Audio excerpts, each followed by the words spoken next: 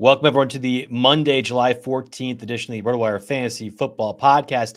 Today, sponsored by DraftKings Best Ball, I guess today and all week. I'm Joe Bartel. You can follow me at JB Fantasy Sports on Twitter. You can follow Jake at Jake Letarski. We're discussing one of, I think, the more important parts of fantasy football, at least right now, as we're doing mid-July stuff. Where's the best draft slot? And this can go for any sort of format, any sort of league. I know that Jake's in a petition for you to be playing in auction or salary cap leagues. That's fine. But for this portion, at least of the show, we're going into the draft aspect of things and where the draft slots will be. So we're going to get to all of that. Excited to kind of dive into more of the strategy of it too. So kind of kicking things off right away, Jake. Overall, there's plenty of different ideas from the draft strategy, which we'll get to. But we do need to talk about the news itself that has happened over the past 24 hours or so. So I think we'll start first with Jauan Jennings, and that's probably the correct call at this, right? Yeah, absolutely. So Jauan Jennings, this news was from today, essentially, that via Adam Schefter, man wants a new contract, which thought was a little bit fishy at first, considering, he just kind of ended up signing a 2-year, $15.4 million contract to replace his restricted free agent tenure. Then, of course, he goes off for a career year here, 975 yards, 6 touchdowns, most targets, of course. He got a lot of opportunities there with the Ayuk injury and with some of the Debo uncertainty there. And, of course, McCaffrey missing a big chunk of the season, more targets to go around there. So he comes off a career year. And in a sense, I don't blame him for wanting to capitalize, to some degree there. But yeah, it is. I mean, he is going to make $7.5 million. He only has one good year to go back on. Right now, Jauan Jennings is 75 overall in ADP. He's going higher than the rest of the San Francisco receivers. Of course, you have Ayuk, who is coming off that knee injury, but apparently is looking pretty good. Ricky Pearsall, who kind of hit the fantasy radar a bit towards the end of last year. He's been banged up this offseason too, missing minicamp with a hamstring injury. Going further down the depth chart, you have Demarcus Robinson. I mean, in the end, I don't think that he's necessarily going to get the contract or trade that he's demanding here. So it's just a matter of how he handles that. Does he hold in at mandatory training camp where he shows up, but he doesn't practice until it's his thing? And how does that affect in general his relationship with the organization? So it's definitely an interesting storyline to follow, but I don't know. It's July 14th, Joe. And, I overreacted a lot to the Jamar Chase contract situation last year. There are much bigger players with contract situations, and I'm not sure I'm ready to act on that in terms of, draft position. I don't have much, if any, Jauan Jennings in my portfolio at the moment. I think they're just going to spread the ball around a little bit too much. Obviously, you have a healthy McCaffrey back, and Kittle should demand a lot of those targets there as well. Although this is news worth reporting because it's mid-July and we're searching for news. Right. I'm not ready to act on it quite yet. How about you, Joe? I was going to say, can I just be the devil's advocate? If Jauan Jennings, who just got a contract extension 2 years ago now, a piddly amount relative to what he performed to last year, if he just got a contract extension and then wants more money, isn't that Jauan Jennings acknowledging that the Niners are going to be utilizing him like number one receiver and therefore he wants to get paid? Because it's almost, I think we should be viewing this as, man, the team doesn't want to tell us something, but the player is, by making this sort of news. Now, whether or not he actually gets the extension or what the Niners choose to figure out, that seems secondary to me. From a fantasy perspective, that Jauan Jennings believes he has a leg to stand on about asking for a new contract or outright being traded, I think is acknowledging that the Niners are going to have to use him a lot. And it's to the point that you mentioned. Ricky Pearsall, their first-round pick last year, still injured a lot of last season. Of course, not all of it was like anything that he could really deal with or it was his fault or anything like that, but circumstances are what it is. Like Ricky Pearsall has been injured for most of his NFL career. You have Brandon Ayuk, who's coming off a very serious knee injury. I expect he'll be back at least within the first 2 or 3 weeks of the season. That's not a guarantee, though. And then when it's already Deebo Samuel gone, you have Demarcus Robinson, who himself has, I think, been an injury risk throughout his career, at least not very good player overall. Yeah, I mean, Jauan Jennings is reading the tea leaves and be like, hey, I was a critical factor of the offense last year. I'm going to be, regardless if Brandon Ayuk and Ricky Pearsall come back healthy, and there's no certainty that both do. So I think this is actually noteworthy in the instance that Jauan Jennings and his camp believe they have a leg to stand on. Yeah, exactly. And I mean, he's entering his age 27 season. Was real close to his first 1,000-yard year. I mean, he was the best ball god pretty much last year. Had a handful of a lot of his production came in just a couple of games here, so that's also worth noting for fantasy. He's one of those players whose best ball ranking is quite different, in my opinion, than his season-long ranking. And we're going to talk about, best ball a lot in the show here down the road here with DraftKings being our main sponsor in their best ball contest here. Looking forward to getting into that. But yeah, I mean, you're capitalizing on theoretically the prime of your career. He just saw Deebo Samuel get traded and end up with $15 million deal with Washington with $3 million more in incentives here. So he saw, his teammate go and get paid. So he knows the front office will make a move, I guess, if they're not going to work out that contract. But yeah, it's very interesting here. I guess I would agree and say, yeah, maybe he's expecting another 100+ targets this season, and it's definitely set up for him to do that. So you can definitely look at it both ways, but I think I'm not deviating. Jauan Jennings wasn't necessarily a target for me, given the aforementioned factors there, but he's someone that if he does slip, I guess I would take him around 80, 85. Jennings is a waiver wire darling for us on the show that we did last year. He ended up winning, I think, at least one of our waiver wire awards at the end of last season. I have him still in a few like dynasty keeper scenarios, and I have a decent amount, probably like a 10 to 15% exposure of Jauan Jennings. I have been drafting Brandon Ayuk around later, and I still feel comfortable doing that, especially in best ball redraft. It's a different animal, and I think I'll be fine with Jauan Jennings as my wide receiver 4. But interesting, nevertheless, given it's July 14th. I think if this was still happening beginning of August, especially with all the injuries the Niners receivers have, that would be an eyebrow raising, I think, from a number of different angles. We'll have to see as the news transpires. We also had more news earlier this weekend. Quinshon Judkins was arrested, I believe, for some legal matter here when it comes to domestic violence. So I don't want to get into any more of that. And I think there's a lot more information that has to happen. It is or has to be released before we can really do anything in terms of outside speculation. Jerome Ford and Dylan Sampson are being mentioned a lot in the fantasy circle, and that's why I'm bringing it up now. If you are deciding between one of those two Browns running backs in the event that Judkins misses some sort of time, I'm of the belief that it's Jerome Ford. I think everyone wants to get attracted to the new shiny toy, the rookie Dylan Sampson. I think Jerome Ford proved, at least to a degree last year, he can be the number one running back for that team. If Dylan Sampson's also the pass catcher, that's fine. But I've seen a lot of stuff on Twitter and social media saying, well, it's go pick up Dylan Sampson. What a windfall for that. I think it's more so that Jerome Ford is actually the better value, especially in best ball and redraft. Yeah, and let me stress again, it's really too early to see what this, Judkins thing actually turns into. So, it was just an arrest at this point. You'll have to follow that. I mean, I can definitely understand anything DV related making you more hesitant to go after a guy like that. And I agree. So the next two backs on the depth chart, Jerome Ford was already number one on our listed depth chart. He's going to be number one on any depth chart the Browns come out with. Teams do this all the time. They wait to move their rookies up here. And, Judkins was right next to Jennings, actually, in ADP. If you go by the NFFC standard over the course of drafts there, they were 74 and 75. So these are definitely very fantasy-relevant guys. I would imagine Judkins is probably on the decline then in that number until more information comes out, because people just want to be risk-averse. You don't want to – all these types of – maybe not the specific situation, but injuries, off-the-field stuff, this stuff's going to find you eventually during the season, whether you like it or not. That's part of the game.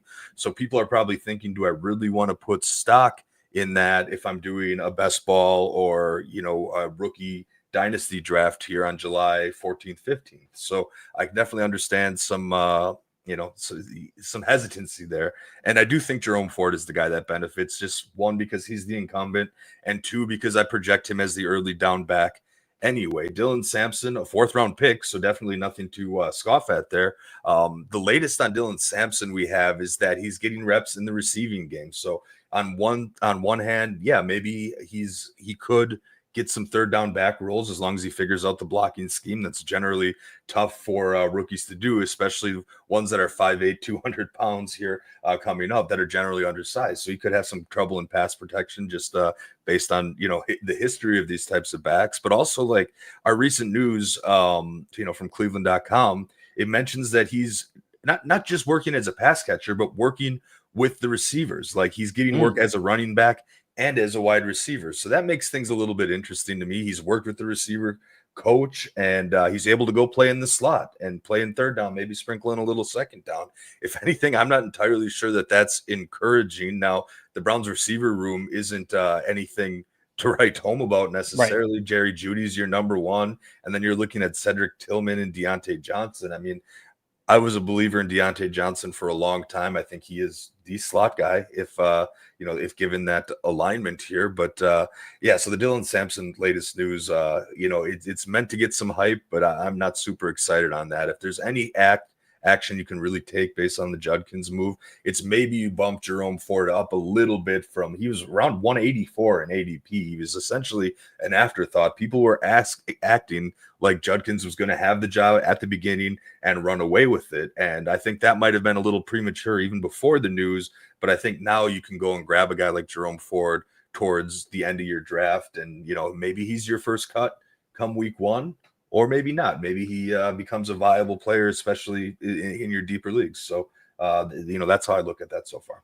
I think it's possible that a guy like Rachaad White, too, from the Buccaneers, we've heard a lot this offseason that the Buccaneers could move him, giving an opportunity for Sean Tucker and Bucky Irving to have that backfield. That would be an interesting landing spot, too. So we'll find out more about the Judkins legal situation, the way that seems to be going with the NFL for a lot of these. It takes a lot of time, but there's some details out there. Again, we have no idea what is true, what's confirmed, what's not. If you want to go ahead and look at that yourself, you certainly can. But it was fantasy newsworthy from the point of Jerome Ford and Dylan Sampson. So I wanted to make sure that at least we talked about it on the podcast a little bit today. We're going to dive into what is the favorite draft spot if you're playing redraft. If you're doing best ball, I'm going to have a best ball live draft a little bit later today as well, too. We're going to get to a lot of that strategy part of things after the break, but I want to make sure we get a word from our sponsors, Blue Wire, here. And if you are watching live, we'll be momentarily back, but stick around if you're on the audio side of things.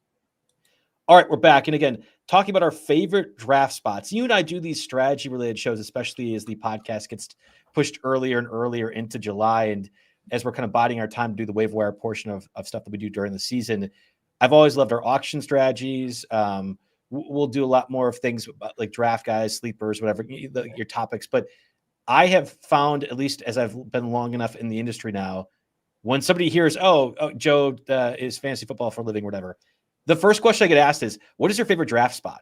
And I think it's really funny because it's a universal thing, no matter what league you're in, your friends and family league, you're in a competitive league, your best balls, whatever else. Everyone can understand that process. Now, they always get alarmed by how detailed I can answer that question because nobody is prepared for me to rant for 5.5 minutes about why pick 4 is the best.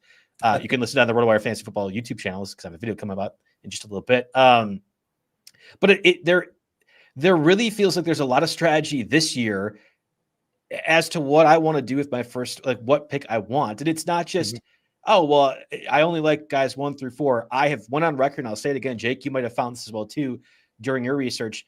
I don't recall a time in my 10 years working at RotoWire now where every pick 1 through 12 in the first round, I don't mind. There isn't, like, I don't really want to take Christian McCaffrey. I understand why somebody would choose to do that, but literally 1 through 12, I get it completely as to what pick I would like, why you choose to do that. It's what happens around 2, 3, and 4 that I think really adds to why I want to have X, Y, and Z spots. So Let's get into that, because I think a lot of people think, all right, number 1 overall pick, perfect. I get the best guy. I get my preferred choice. And I would say I don't really want that pick if I could choose so this year.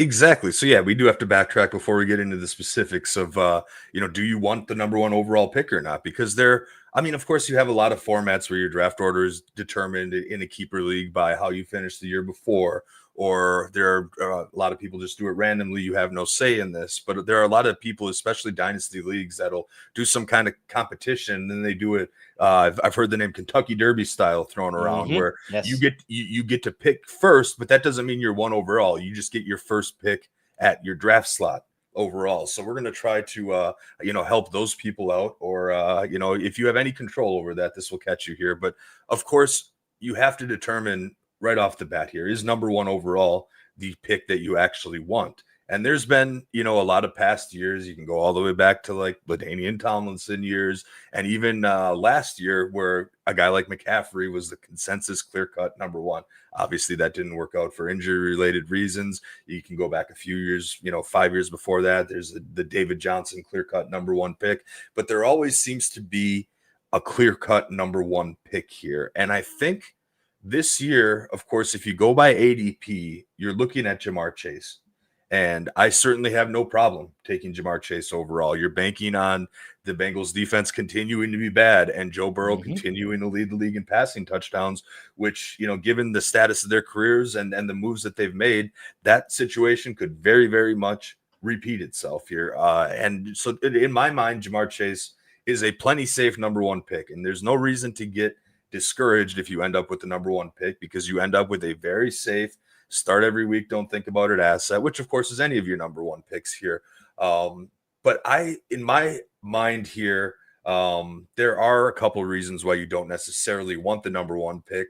And it's primarily because you get a better position coming back. You'll get a better player on the way back. You don't have to wait until pick 24 and 25 to draft again. So, in general, the answer for me is, what pick do you want? It's basically as late as you can go while still really liking your first round player, still really liking, the very first player, having as little risk as possible, and being just a solid anchor that doesn't have any flags attached. And if you look at it purely from a receiver standpoint, I find Chase to be in a tier of his own, which is why he's attractive.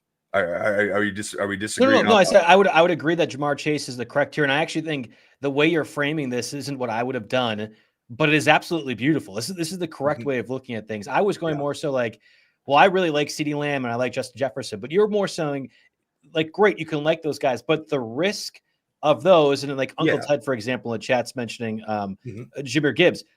I like Jahmyr Gibbs a lot too. You could argue, especially post Ben Johnson now the Chicago Bears head coach, there is more risk in Jahmyr Gibbs than there would be for CeeDee Lamb and Justin Jefferson. It is not saying, you are not saying, I'm not saying, we think that CeeDee Lamb and Justin Jefferson will outscore Jahmyr Gibbs. I actually want to be very clear. I don't think that avenue happens. But what is more likely to happen is actually what you're prioritizing if you are in a KDS situation, connect derby style, where you're getting to pick where you want to have your guy. Yeah, exactly. So me saying I don't want the number one overall pick isn't because I don't like Chase. Like I said, if you're doing tiers, Chase is in a tier of his own. And then, the next tier I see Justin Jefferson, CeeDee Lamb, Amon-Ra St. Brown, and they all have a little tiny, like, ooh, are we sure that they're as safe? Because, again, Chase's situation is the same. Justin Jefferson has a new QB. CeeDee Lamb, of course, some general Cowboys inconsistency to deal with, as well as maybe some competition for targets from Pickens. Amon-Ra St. Brown had that offseason knee procedure, a little banged up, and the guy Ben Johnson that has made him such an asset is now the head coach of the Bears, no longer the offensive coordinator for the Lions. So there's little tidbits that you can nitpick about those other wide receivers. But yeah, for me, like I said, the moral of the story is to go as late as you can go without loving your first round pick here. So I guess that kind of transitions us into the next segment. Like, what are the first round picks that I absolutely love in the tier of its own? And that will kind of decide what we want the draft pick to be. So you're saying more so like the players specifically that you wanted to talk about or target? And, and I have X number of guys that I'm okay with. I don't know if I want to spill the sauce now or if we want to do it and get into that with the next one. Let's get into that, because I inadvertently had said number 4 because that is my favorite spot. That is my favorite spot because I can get either CeeDee Lamb or Justin Jefferson, which feels like the safest of the receiver targets. More importantly, though, and this goes to what we're seeing in the chat as well, like, oh, you're passing with Jahmyr Gibbs. No, I like Jahmyr Gibbs. I absolutely like Jahmyr Gibbs.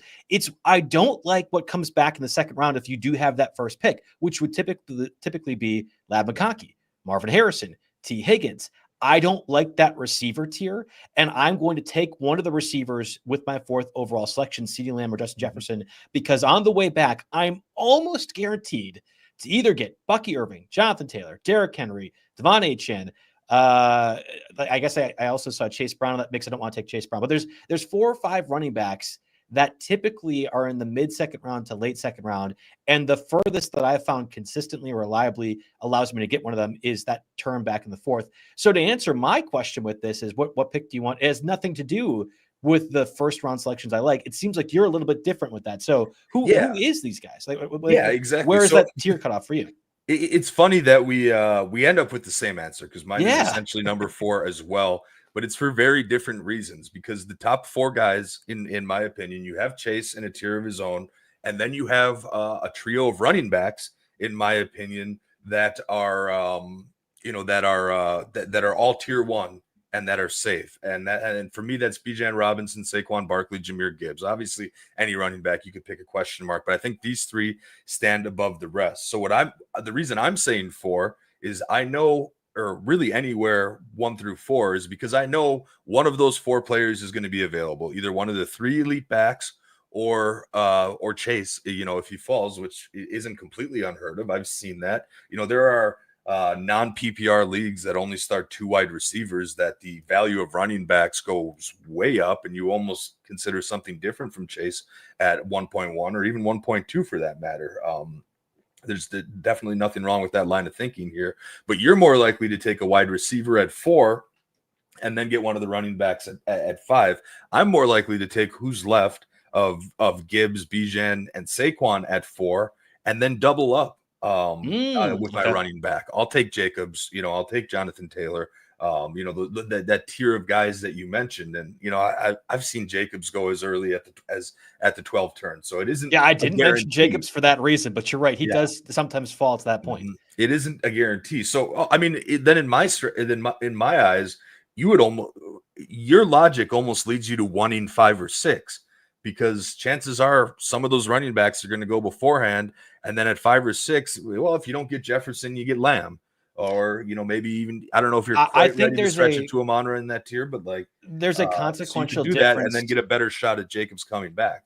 Yeah, you're right. There's a consequential difference between Justin Jefferson and CeeDee Lamb, in my opinion. And that's even acknowledging that JJ McCarthy could be absolutely nothing, but Sam Darnold was absolutely nothing last year. And the Vikings offense still functioned just fine. So I'm assuming there's a level of floor that McCarthy and KOC are going to give you that Jefferson will be able to kind of apply. And I don't know if I feel that same level of confidence now with George Pickens in Dallas, and whatever this 1 year, I think 10-year for the head coach for the Cowboys is going to end up being. CeeDee Lamb's still awesome in a full point PPR format. It's a no brainer. I actually, ironically, really don't want anything to do with Saquon Barkley. Somebody in the chat was saying, when is the last time the number 1 receiver has worked out? Let's talk about the number 1 running back from last year, whenever that worked out, especially a 400+ touch guy like Saquon Barkley, who extended the postseason. Barkley's obviously insane. To handle that. The Eagles, the Madden curse, adding all that stuff up. I would rather have Gibbs outright than Saquon Barkley. And again, I just think that's where I'm at. Okay, fair. I mean that's a debate for another thing, because I think Gibbs only works into that tier when it's full PPR, to be honest, because there's still a little bit of a David Montgomery factor we can't ignore entirely here. So yeah, Gibbs only works into that equation for me when it's full PPR. Then maybe then it's tough to see where to go here. But I'm fine with Saquon in that tier because it's the Eagles offense, it's the Eagles offensive line. And he could just be one of those physical anomalies as well. So I think he has as good a chance as any to repeat, though I will acknowledge that history is not on my side there. But so that's kind of where we're at. We want in the top 4 here. And then, I guess as we move on to the next part of the discussion, if you can't get that, then what are you targeting? Yeah, for me, and I think this is really clear to differentiate the rules. When I'm answering these questions, I'm typically always thinking in a 12-team league. Your smaller leagues, I have different answers for, and I think you do as well too. Which is, I've got notes on that as well. We'll get to that. But in a 12-team league, if I can't get pick 4 or 5, I think 5 is fair. I would agree with you, Jake. You kind of pressed me on, but that's a good point. 4 or 5, I would like to be around 9 or 10, and the idea would be, I think of those first round selections 1 through 12, I more or less like all of them. There is a tier drop, I would say, by 16 or 17 overall player. Let's just say the AJ Brown range. You can talk about those running backs as well. I don't include any of the tight ends. I don't think I would include any quarterbacks, nor do I think anybody else really would either. And I'm kind of pressing Achane down from that list as well too.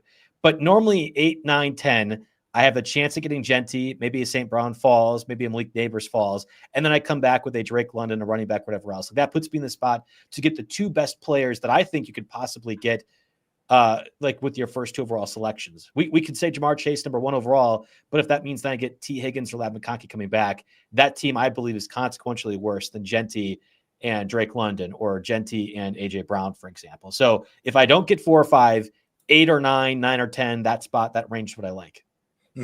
Yeah, I'm with you. I definitely rank the back half of that draft. I don't love 8. I put 10, 11, 12 in my second group, but 9 would work in there. Because you're at least, you're not going to get tier 1 players, but at least you're going to get 2 tier 2 players right back to back. And there's a lot of different combinations I've seen that it works out. You have more flexibility with your strategy. If you want to go hero running backs or zero running backs, you're going to have solid options for you for both of you at the turn. It's 6, 7, 8 that I generally want to stay away from. I want to be at the ends for, the reasons that I mentioned. The caliber of player you get at 7 is going to be very similar to the caliber of player you get at 10 or 11, having the same number of risk factors, having the same number, having a similar type ceiling here. So I don't think there's much to gain by being in the middle. And then honestly, just practical reasons here. If you're picking smack dab in the middle of the draft, you're on your toes the whole dialed time, in, yeah. right? Yeah, you're looking back and forth. There's not really much time to take a step back and analyze. And especially in slow drafts here, I would much rather pick at the turn and get both my picks right away, really be able to plan ahead, see what the needs and the roster composition of the other managers look like, and knock out back-to-back at once, and then take a nice long break here. Go play your 18 or go have a night out. But yeah, so it's just part of it is practical reasons for me. I know I'm going to be more active and better, less likely to make a pick on a whim, and more thought out than when I know my picks are coming and can do it there. So, the practical reasons there, but also tier related reasons to want to go towards the end as opposed to the middle. Anything to say about the smaller leagues? Again, let's just say 8 teams to 10 team leagues. And I think there is some strategy with that, but the idea should be really everything that we're discussing in those 12 teams, it just gets expanded further, like 2 less teams, effectively 4 less picks. Like that's the way I would view this sort of analysis, right? Yeah. I mean, in my opinion, for really small league sizes, unorthodoxly small, below 12 teams, you actually want as close to the top as possible, because everyone's team's going to be stacked no matter what. But at least this team, in these size leagues, you're going to have 5, 6 guys that are reasonable starters for your wide receiver 3 and flex every week. Everyone's team is going to be stacked. So I think you just want actually as close to the top as possible. So you're able to get as many last of a tier guys as possible. You want that first crack at getting the last of tier 1, last of tier 2 in those first couple rounds, because those are your game-changing fantasy players, your elite assets, your safest ones that are going to start every single week, even in a league of that size. So the smaller leagues, I think, pushes you towards the top. I actually think the deeper leagues push you towards the bottom a little bit, because if you end up with Chase or Barkley at 2, Bijan, what have you, you're waiting an extra 2 picks, and it makes it a whole lot less likely if you're picking 2 or 3 overall, Joe, that you're going to end up with Jacobs or Jonathan Taylor or any of those players. In that Kyron Williams kind of falls on the outside of that tier, if you will. It makes it a whole lot less likely that another foundational running back is going to be back for you. I'd rather take towards the end of that draft, and I'd grab 2 tier 2 players that can anchor, because depth is so much more important in one of these leagues. And you can get 2 surefire starters. I mean, you should still be able to do that if you're drafting in the top 4 here, but you feel better about it drafting at the end, I think. The way I like doing these early season shows is not so much here's the definitive yes, no, it's just what Jake and Joe think from a strategy perspective. And if you are just diving in fantasy analysis wise for the first time, if you're just planning for your draft here in the next month or so, my hope is that you can listen to this, apply the knowledge to your league, and then sort of work for it. But it's also important to cover our bases. So whether it be 12-team league, 18 or 8 to 10-team league, and I think in this case, like a DraftKings as well too. Like if we get some best ball perspective on this and where our best spots are for that, where those fall into, I think is really key. And I want to get a little bit of a promo here from our guy Nick Whalen talking about the DraftKings best ball. I will be doing a DraftKings live best ball pretty shortly after the show is done on my Twitter, JB Fantasy Sports. I imagine if you're listening to the show, it'll have already occurred, but there will be time to look at that strategy as well on my Twitter feed as well, and the RotoWire YouTube channel too, as we're going over all that. So we'll hear from Nick and his thoughts here for the DraftKings promo as well. Football season is right around the corner, and there's no better way to lock in your fantasy dominance early than with Best Ball on DraftKings, where you draft once and ride your roster all season long. And right now, DraftKings is giving all customers a can't-miss offer. Draft one, get one. Enter a lineup in the $15 million Best Ball contest for just $20, and you'll score another Best Ball ticket to play free for a share of $15 million, giving you a second shot to win big. It's easy. Just draft your team once, no weekly management required, and let your top scorers automatically start each week. Across the whole season, every breakout star, every clutch play, every touchdown will count toward your quest for a share of $15 million. Look, I absolutely love doing these best ball drafts on DraftKings. Super easy, super quick. You don't have to worry about the waiver wire, all that in-season management.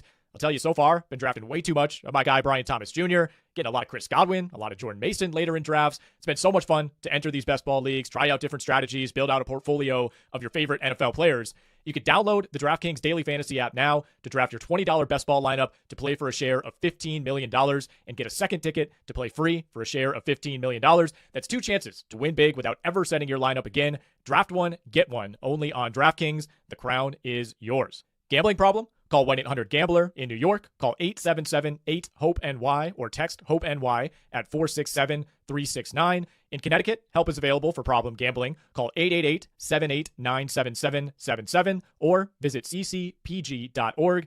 18 plus in most eligible states, but age varies by jurisdiction. Eligibility restrictions apply. Void where prohibited. 1 per customer. Enter the Best Ball $15 million headliner contest by 9/4/25 to get 1 bonus entry. $20 entry fee required. Reward expires in 30 days. See terms at DraftKings.com/NFL-best-ball. Sponsored by DK.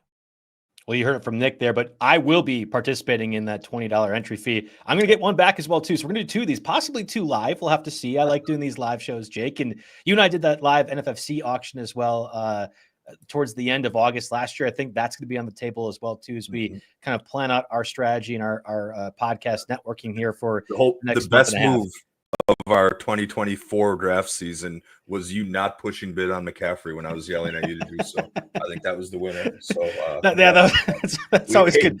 We made a nice run on that, so hopefully we get to do that again. But yeah, if nothing else, it's always fun to hear us argue about those 2 different things, like the strategy as we're kind of having this live happening. But I'll be doing my live draft here on the DraftKings Best Ball later today, and again, you can tune into that after the fact. My Twitter, JB Fantasy Sports. So these DraftKings Best Balls. This is our focus here for the next couple of minutes.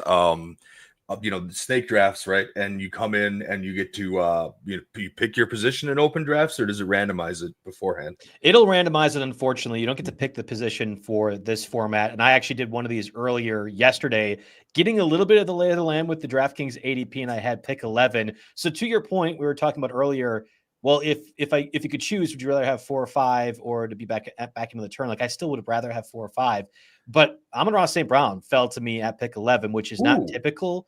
And I was able to be like, oh, well, you know what? Let's just go load up and on DraftKings full point PPR. Let's load up on receiver, knowing I can get some running backs coming back. And I think I'll have Alvin Kamara coming back in the 5th round. We'll have to see. So I'm loving what we're doing so far on the DraftKings part of things. Yeah. So I had a couple notes on best ball in particular. You can apply these, well, I guess in formats that you can pick your draft position, but the whole answer where you want one of the top 4 or 5, I guess, I think that that actually extends out further in best ball, because one thing best ball does is it pushes up wide receivers quite a bit. And that's because of their high ceiling performances. If you take a guy, like I mentioned, Bijan, Saquon, Gibbs, you're pretty much counting on 15, 20 points a week. Whereas even with your top tier guys like Chase, Lamb, Amon-Ra, they're going to have some bad weeks where either the opposing defense dedicates to exclusively double covering them. They get the shutdown corner, that kind of thing. But they also have a ton of high ceiling weeks. And best ball is forgiving for those bad weeks, of course, because of course the general premise of best ball is you get your best lineup automatically every week. There are no lineup decisions to make. So I think that tier of receivers gets pushed up arguably into the tier of running backs I was discussing earlier, and then that leaves you with something in the top 8 or so that you can be comfortable with. But there are a lot of different little best ball nuances here that help, and I would love to get Amon-Ra at 11 overall in a DraftKings best ball. I think that is brilliant. You're going to get all his ceiling games. You get his full PPR. He's probably catching 100 balls even without Ben Johnson there. There's just that chemistry that's going to make it work. So the position that you want, as far as to stick to the topic of the show, as far as starting position is there. But the other thing I'll mention, because a lot of it is random, is the big thing about best ball is not many people are just doing one best ball and calling Right. it quits, Yep. right? You have a portfolio of many best ball drafts, and there could be a lot of the $20 entries. It could be a lot of the lower dollar entries that DraftKings offers. But you have to think about best ball as a portfolio. And so maybe it's good that you don't get to pick, because you don't want to, for example, draft 7 overall in every single draft, because you need to vary the portfolio up a little bit. Because if you take the same person at 6, 7 overall every single time, your whole season could be tanked and you're out of that top prize if something were to happen to your first round pick.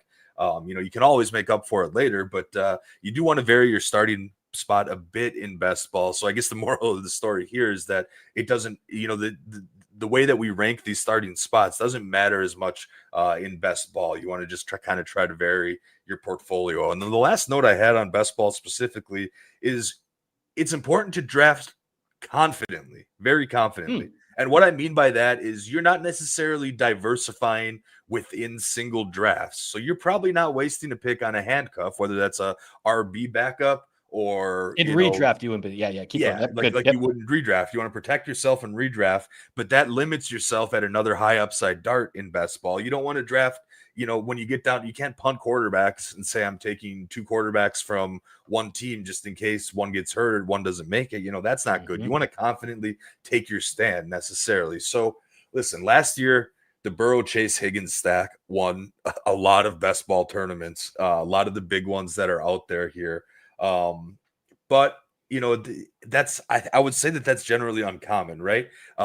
Like for example, if you take Jefferson or Lamb with your first round pick, you're probably not taking Addison or Pickens later on in the draft because it limits your overall ceiling. So in general, if you really like Addison or Pickens, you probably stay away from that pick in the first round here. So just a couple notes on best ball. You're shooting for ceiling, right? Because it's an overall prize, competing against so many entries here. Trying to get a team that's going to finish 8-8 and sneak you into the playoffs and then hoping to get lucky that's not a viable strategy here when you're moving on to best ball. And I know for a lot of our vets listening to the show, I'm preaching to the choir there, but we do have a lot of newer players in here too. And I just want to get that point across. Yeah. And going to the DraftKings part of things again, I'll be doing my live draft a little bit later after the show is done.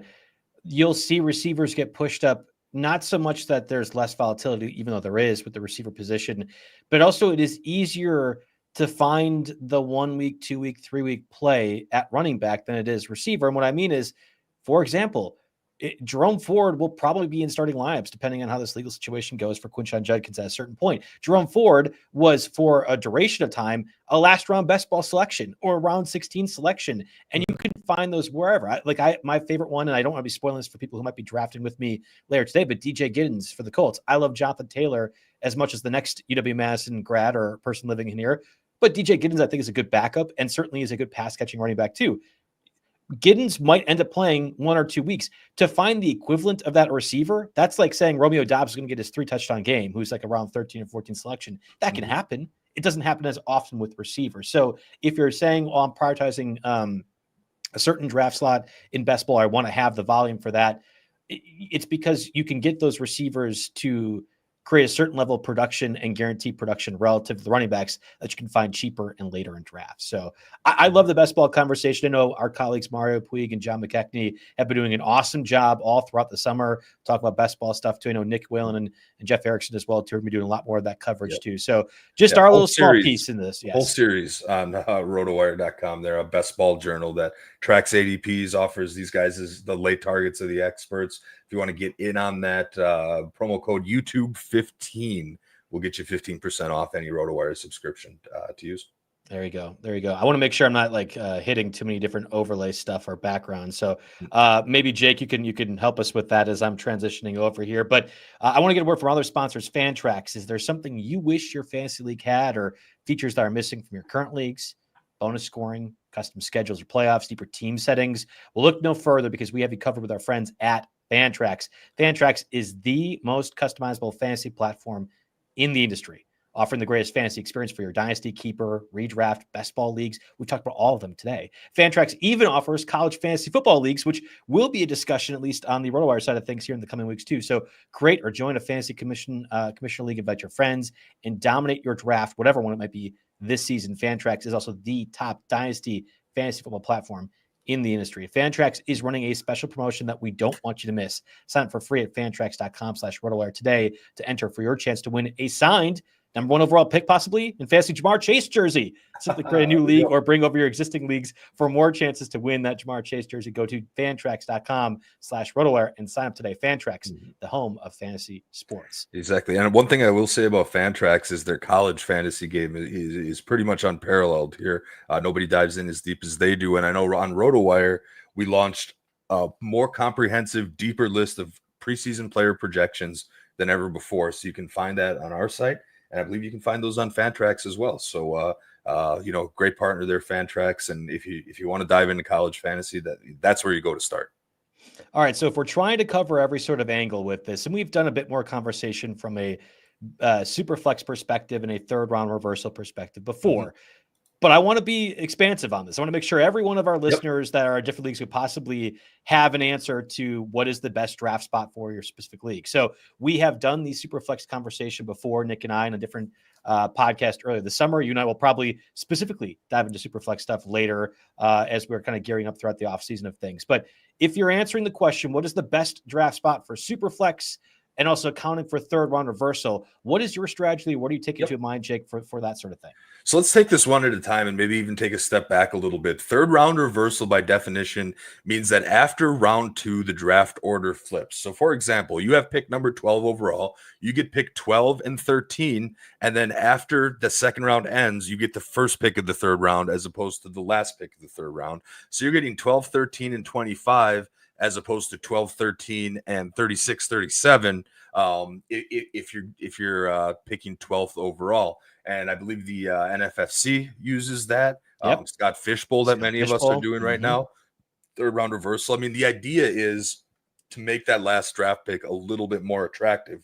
And if it is third round reversal, I'll tell you what, and you get to pick your spot. I mean, I certainly don't want to go first overall because, yes, having Chase is great here, but you're going to end up with, pick 1, and then you'll be all the way down at 24, and then 36, I believe. So you get that first pick, but right at the end of that second round, you don't get the back-to-back anymore. So I'm trying to avoid the first pick overall, especially in a season like this where there's not necessarily a clear-cut layup first pick here. And I want to pick towards the end, and the third round reversal is enough to do it for me. I immediately, when picking my Scott Fishbowl draft position, I went to number 12 right off the bat. I was like, perfect. I get the third round reversal bump, and I get nice long breaks in between my draft picks and the slow draft, so I can see how the trends are playing. It's all about the convenience for Jake. That's what matters. Yeah, it's about convenience, but also, like, again, picks 12, 13, and 25. Right. It's just that is a huge thing for me. So, if personally, if you got it doesn't matter the third round reversal as much if you're kind of in that 6, 7, 8, 9 range. But if there is third round reversal and you get a chance, you definitely want to be picking towards the end than towards the front, because in that case, I mentioned, the end being more favorable than the middle because you're for sure getting 2 tier 2 guys. You could end up with 3 tier 2 guys if somebody falls. I mean, we preach leveraging, the holes in other drafters in your draft room, finding value, right. And you're very likely, if almost certain, to get 3 guys tier 2. Now they might be towards the bottom of tier 2, but 3 very, very confident starts if you're in third round reversal. So that's a big one. Did you have any other notes on third round reversal, Joe, or can I talk about my? No, I feel like simultaneously third round reversal and Superflex go hand in hand. I don't know if I play in any third round reversal leagues that do not have Superflex other than the RotoWire Online Championship, which is an awesome partner for us and has been for a long time at RotoWire. The NFFC competitions, I think, are the best in the fantasy platforms out there. The money invested in those dictates that the people that are playing are competitive. So if you are somebody that wants to beat your friends and family league and you want even the most up-to-date ADP or draft strategy possible, use the RotoWire mock draft tool and then apply that to the RotoWire Online Championship or another NFFC competition, and then go kick your friend's butt in your 12 team, whatever league, wherever else that might be. So I think they are oftentimes simultaneous. And you and I participated in the RotoWire Superflex during the draft symposium is that early June now at this point that we both did that draft? It feels like it was a lifetime ago. And I found that there was about a cutoff at pick 6 or 7 where I didn't want the Patrick Mahomes tier of quarterback in round 1. And I would rather wait for those positions. So if I'm saying answer the question, what is your favorite pick in a Superflex league and a redraft league? It probably is 1 through 4 or 5, something like that. It is pick 12 to get that third round reversal. Exactly. So the strategy for me shifts in Superflex, and I actually want the middle tier before the end tier. And here's my reason. And I think the first 8 guys, I think, how he mentioned, like there are 4 guys you really want in the top of their tier, and then it drops off. I think with Superflex, it goes to 8 because you've got Chase, Bijan, Barkley, Gibbs, maybe even throw another receiver in there. But there are 4 quarterbacks that are, you could argue that Josh Allen's in a tier of his own, perhaps. But in my eyes, there are 4 quarterbacks that are in a tier, and it is because they throw and they run consistently and they run well. Those 4 quarterbacks are Josh Allen, Lamar Jackson, Jaden Daniels, Jalen Hurts. QB5 consensus is Joe Burrow, but even though he led the league in passing and touchdowns and all this stuff last year, he drops a slight tier because he doesn't really run that much. And you could kind of say the same thing about Mahomes a little bit in this day and age, although Mahomes we know is capable. He does it less in the best interest of the Chiefs, of course.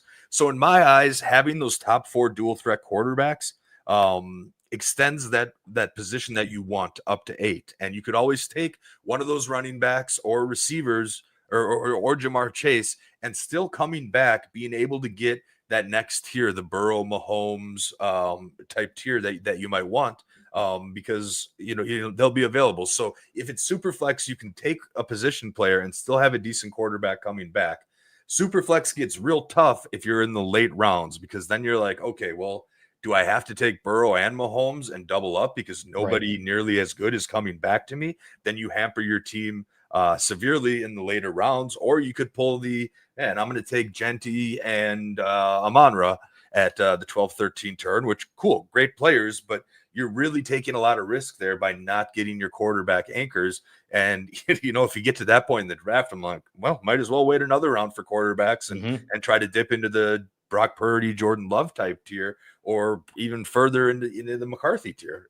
So the reason I don't love the late rounds is because you're definitely getting a quarterback beyond the first tier that isn't using his legs to get you fantasy points, unless you are really taking a big flyer there. So you just hamper yourself in quarterback a little bit. And I would put, so again, in summary, all that changes for me is you still want that top tier, but instead of wanting at the end, you want the middle in a Superflex, right towards the end, right, as opposed to the end picks, because then you get a guaranteed tier 1 player pretty much no matter what. So I'd take top 8 over bottom 4 in Superflex. That's my opinion. That's how I do it. That's how I've seen these drafts play out.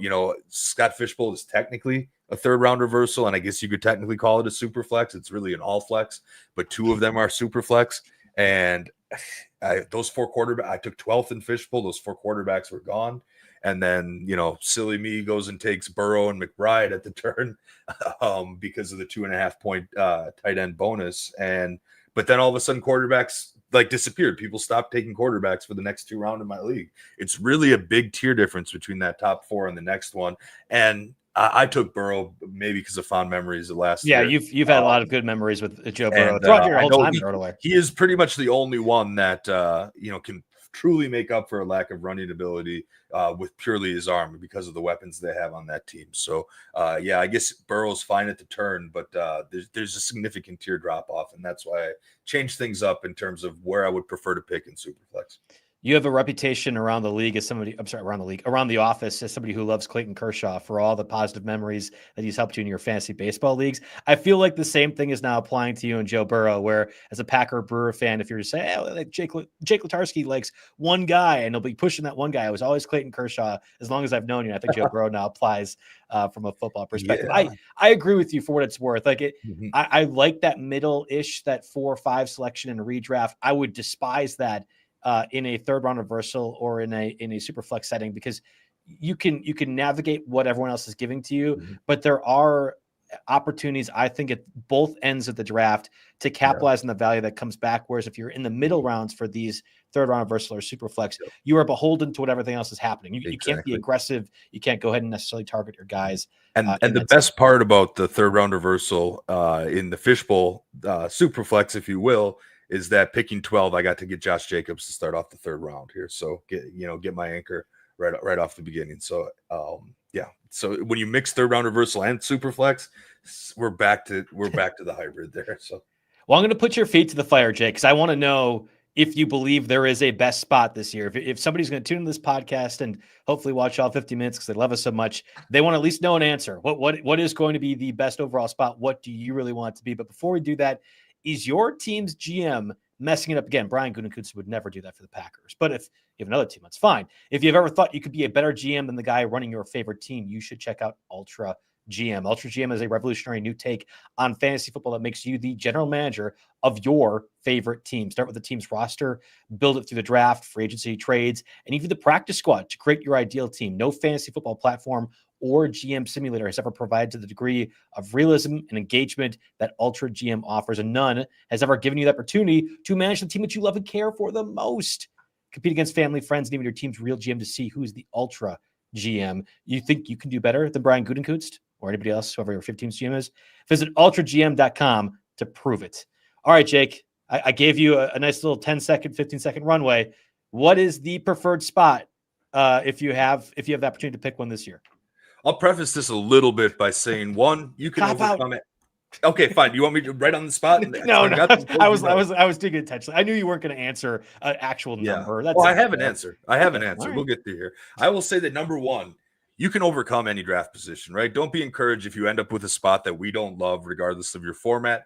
Winning any draft involves a flexible draft plan, leveraging the value that the draft room provides for you. And again, just remember, once a certain strategy becomes mainstream, we see this with zero RB, we see this with hero RB. Once it becomes mainstream, you pretty much have to zig when others zig to maximize your value. So in the end, it all comes down to picking the right players anyway. And of course, we're going to cover that extensively in future shows. The other thing I'll say is, if you ask me on the street what the best draft position is, I'll say convince your league to do an auction or a salary cap draft. It's the superior format here. It is. Draft position is totally out the window here. You're not limited with who you can get based on where you're drafting. If you really want a player, you can go get them, and it is the superior format. But all of that being said and done here, I think we kind of agree on this, Joe, which is rare. We won't see that here over the course of the show here, but I like draft pick number 4 for the same for a slightly different reason from you. I'm taking Chase or one of the 3 running backs and getting to double up on that running back coming back, and that's what I'm going for. You get your first crack at that end of tier 2 of running backs, and I'm all over it here. So I guess all things considered, for a fast-paced redraft single season, 1 quarterback, 12 teams, pick number 4 is my choice. It's fascinating because you're right. We have the same conclusion, but vastly different reasons as to why. I like 1 through 12 for the most part. I don't mind my first round selection. I don't really want to go Christian McCaffrey. I probably will at some point, but I understand why people choose to do it. It really is what comes back in the second round, what's available in the third round. And we've been doing this now, and certainly I have been for all the offseason podcasts, analyzing the exact spots and like what that would mean and the criteria. And again, not that I'm trying to like hawk our product, but the way that the RotoWire mock draft tool can be used on the app, it's the same concept. Like if you don't want to sit there and pay X amount of money for DraftKings to do best balls or the NFFC, that's fine. But you need to have some sort of idea of what percentage of player will be there at that spot to answer this question. We have done that research. You have done that a million times now with the mock draft, Jake. I've literally, it feels like put $1 million, not quite, into straight up tells you too. In the draft recommendation notes, based on all the data we have, the tool will say 67% chance this player won't be available by your next pick. And that's another great way. I mean, slow drafts, real life where everyone's paying, it might be the best way. But if you don't want to be entering contest after contest, which of course we think you should, that's the best way to do it. Go help enjoy our sponsors, DraftKings.